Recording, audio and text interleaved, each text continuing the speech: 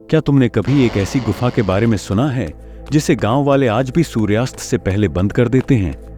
कहते हैं वहां कोई है, या शायद कुछ है जो सिर्फ अंधेरे में जागता है। यह कहानी है उसी गुफा की और दो युवकों की जिनका विश्वास था कि डर एक अफवाह है और भगवान सिर्फ मूर्ति।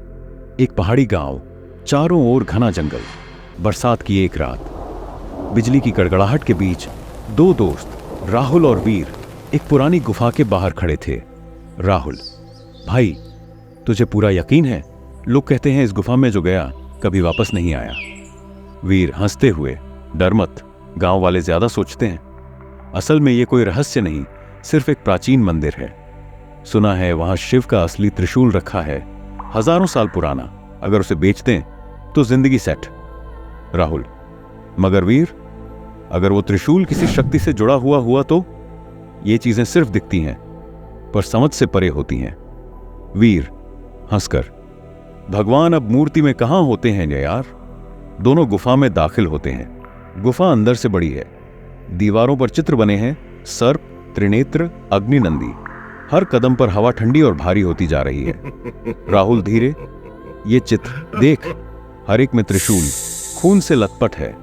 ये पूजा की जगह नहीं लगती, ये चेतावनी है। वीर, ज्यादा मत सोच, बस ढूंढ।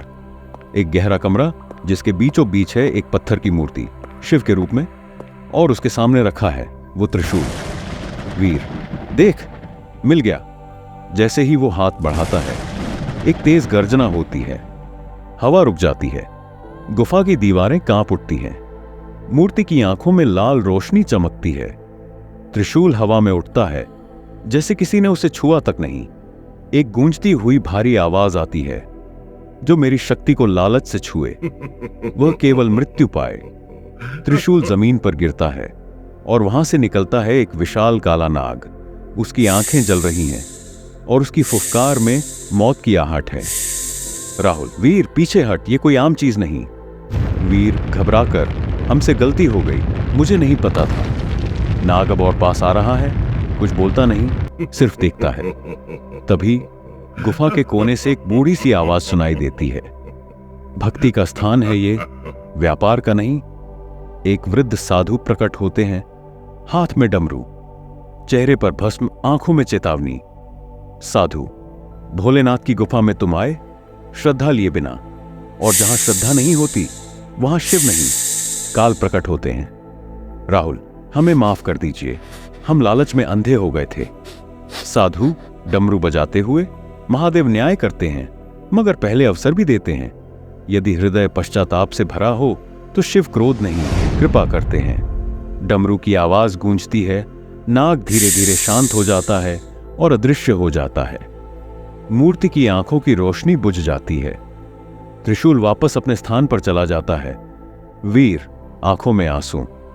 आज जाना, भगवान मूर्तियों में नहीं, कर्मों में रहते हैं। साधु, महादेव हर काल में हैं, देखते हैं और समय आने पर प्रकट भी होते हैं। अगली सुबह गांव का मंदिर। राहुल और वीर शिवलिंग के सामने बैठे हैं, माथे पर भभूत, हाथ जोड़कर नतमस्तक।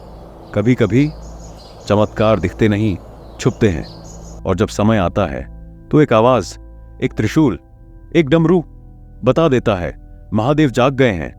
श्रद्धा हो तो संकट भी सिर झुकाता है। अगर ये कहानी आपके मन को छू गई, अगर आप भी मानते हैं कि संकट के समय कोई अदृश्य शक्ति हमारा मार्गदर्शन करती है, तो इसे जरूर दूसरों तक पहुंचाइए, शेयर कीजिए उन तक जिन्हें महादेव पर विश्वास है, और जुड़िए हमारे साथ ऐसी ही और रहस्यमयी कहानियों के लिए।